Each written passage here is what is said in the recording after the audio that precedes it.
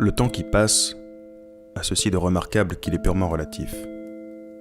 On accorde communément à l'homme qui se noie la faculté de voir défiler toute son existence. Il n'est donc pas inconcevable que l'on puisse se remémorer le temps d'ôter une paire de gants, ou la cour assidue que l'on a faite à une femme.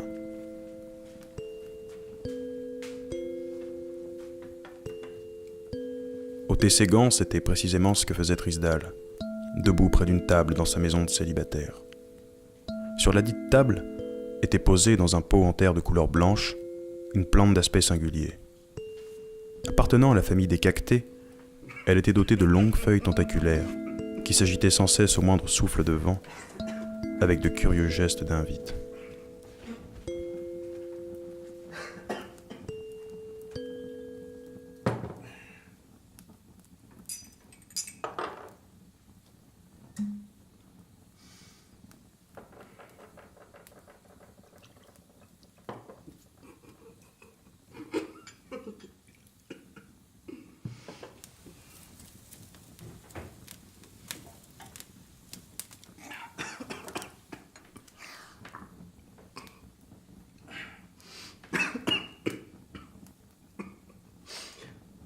Il n'y a toujours pas d'oiseau dans cette cage. Non. Alors avec qui je vais boire?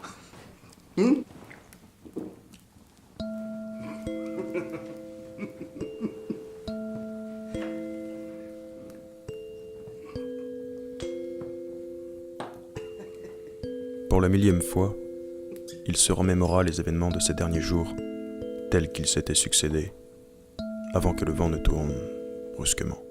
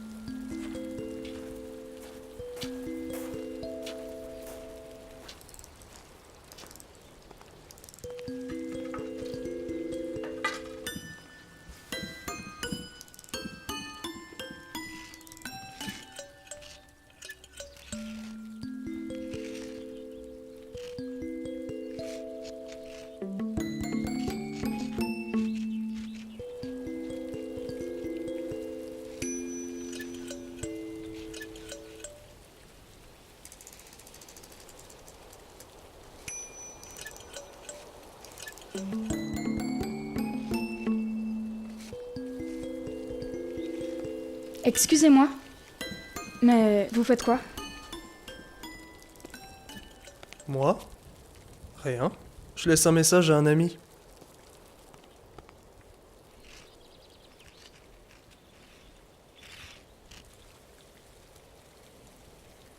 Sur un mur? C'est exact. Approchez, vous comprendrez mieux.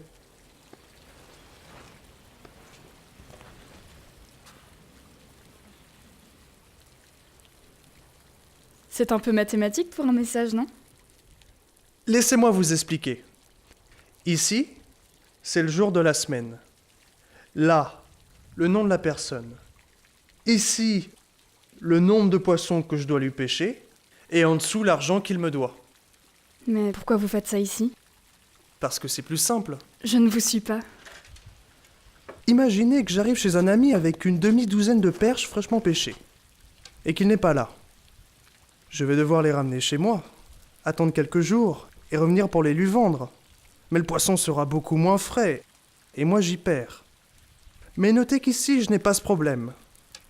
Aussitôt que j'ai attrapé mes poissons dans l'étang ici, je les mets directement dans cette fontaine. Ensuite, quand mes amis passent, ils regardent mon tableau, prennent leurs poissons et mettent une petite pièce dans la petite boîte là-bas, sous l'arche. C'est très astucieux. Cet endroit n'en a pas l'air, mais c'est en réalité un haut lieu du commerce de notre petite ville. Vous voulez voir l'étang ? Oui. Trisdale rencontrait la fille, et la fille rencontrait Trisdale. personne ne sait quelle fable sortie de son imaginaire il venait de lui raconter. Il n'y avait pas plus de poissons dans cette fontaine qu'il n'avait d'amis dans un tableau dessiné à la craie. Mais elle lui avait plu, et maintenant il lui plaisait aussi.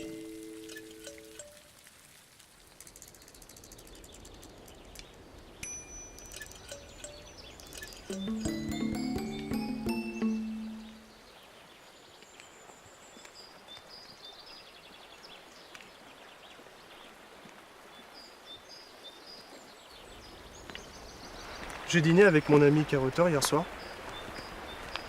Il s'apprête à partir pour les Indes en début de semaine. C'était... drôle. Qu'est-ce qui était drôle? Vous auriez dû le voir en train de s'empiffrer à table. Il s'est mis en tête qu'il n'arriverait pas à supporter la cuisine indienne. Alors il a fini tous les plats. Avec l'unique idée d'arriver là-bas, l'estomac plein pour tenir une semaine sans manger. C'est curieux, on aurait vraiment dit à condamner son dernier repas.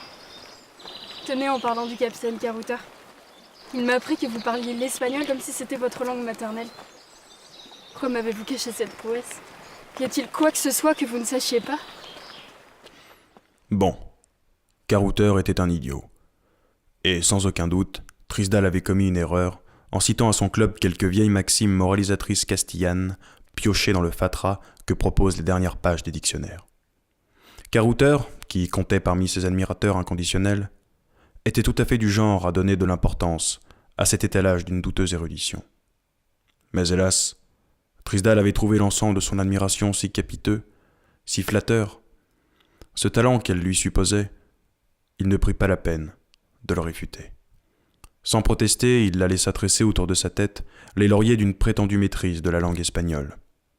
Il accepta que cette couronne ornât son front conquérant, mais il ne sentit pas, entre ses douces torsades, la piqûre de l'épine qui percerait bientôt sa carapace.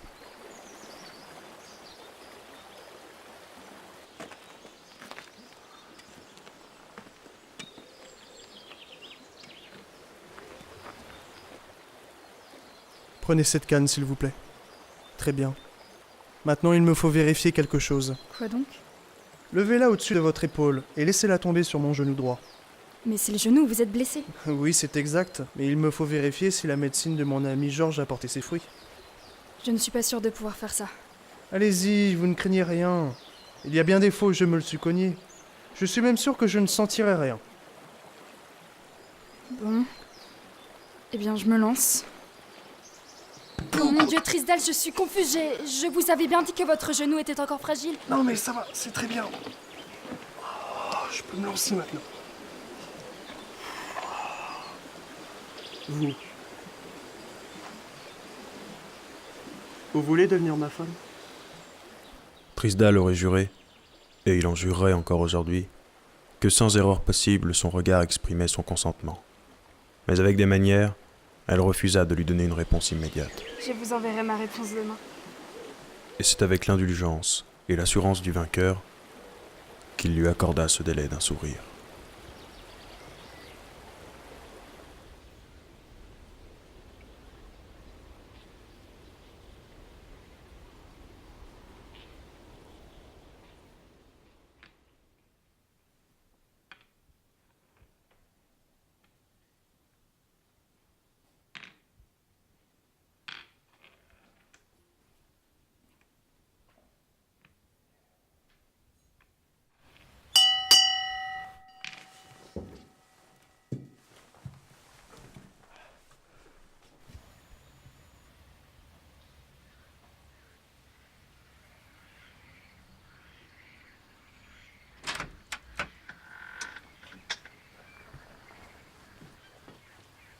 Monsieur North? Oui, c'est moi. Oh. Merci. Petite signature, s'il vous plaît. Ah.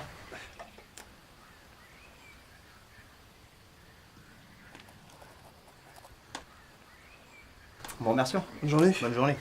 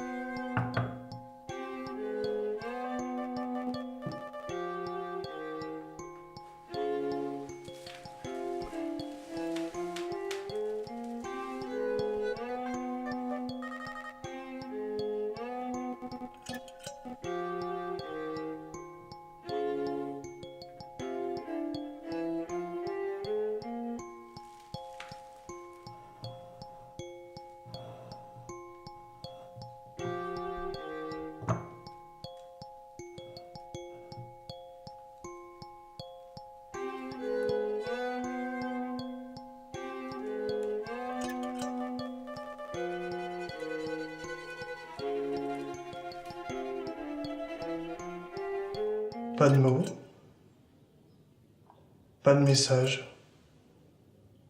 Un cactus.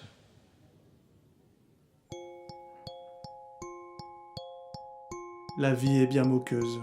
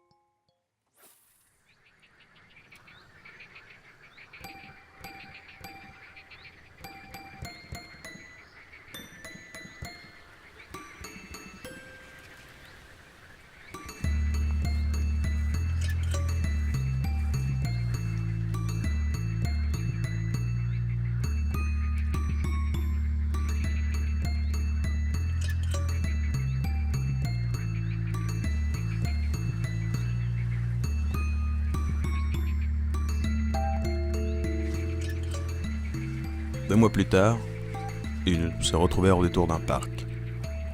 Leur échange de salutations fut conventionnel, mais elle le regarda, retenant son souffle, perplexe, impatiente. Bonjour.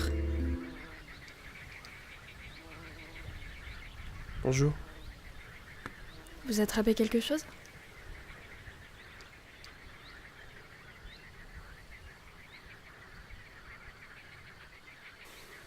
Il fait trop chaud maintenant.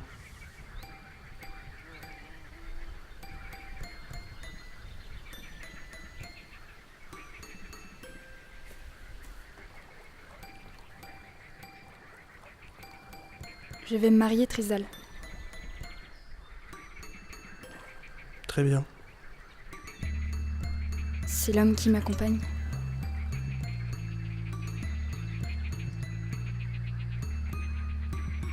Splendide.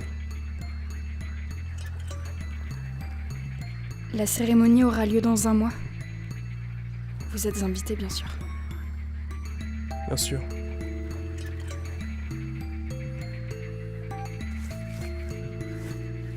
Et c'est ainsi, dès cet instant, qu'ils s'éloignèrent de plus en plus l'un de l'autre.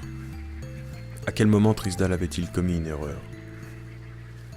D'elle ou de lui, à qui en revenait la faute?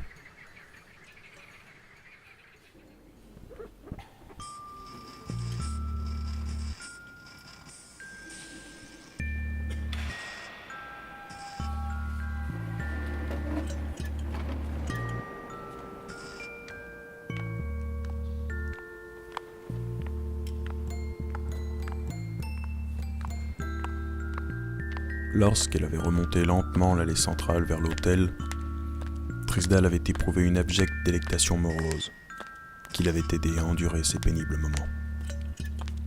Il s'était dit qu'elle était pâle, parce que l'homme à qui elle pensait n'était pas celui auquel on allait l'unir. Pourtant, même cette piètre consolation lui avait été arrachée, car lorsqu'il vit le regard vif et limpide qu'elle levait vers l'homme, alors qu'il lui prenait la main, Trisdal comprit qu'elle l'avait oublié.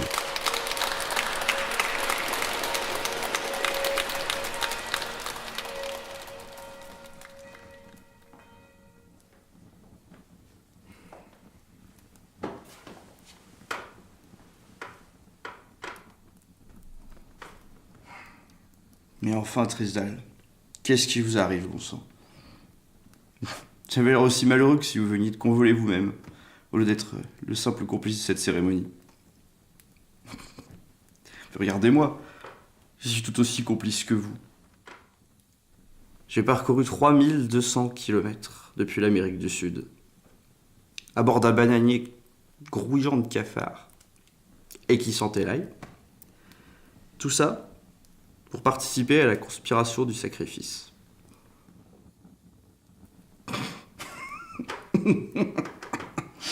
Pourtant, je vous prie de le constater par vous-même.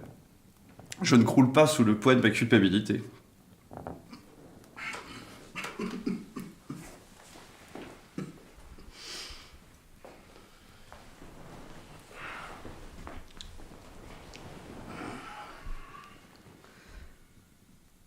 Je n'avais qu'une seule petite sœur.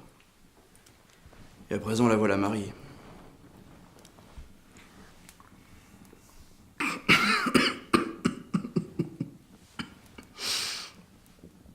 Allons. Un petit quelque chose pour soulager votre conscience. Non, je n'ai pas envie de boire maintenant, merci.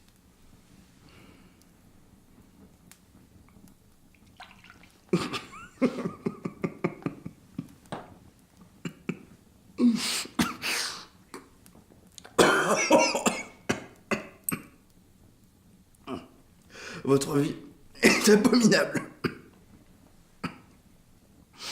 Descendez donc me voir un jour à Punta Redonda. Vous goûterez les alcools que le vieux Garcia a fait rentrer au pays. Il mérite le voyage.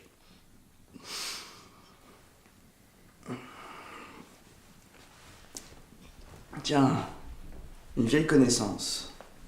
D'où sortez-vous ce cactus, Trisdal?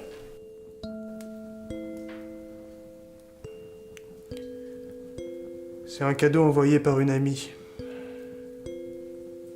Vous connaissez cette espèce? Je la connais très bien.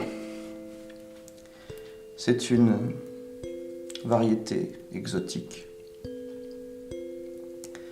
Pour tout vous dire, j'en vois des centaines chaque jour autour de Punta. D'ailleurs, son nom est écrit en espagnol sur cette étiquette. Vous parlez espagnol? Non. C'est un nom espagnol.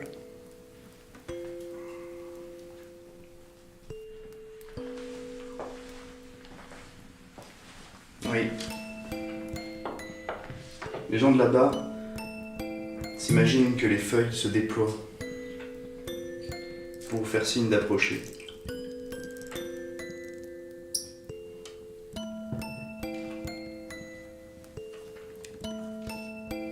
C'est pour ça qu'ils lui ont donné ce nom. Ven tomarme. Qui veut dire viens et prends-moi.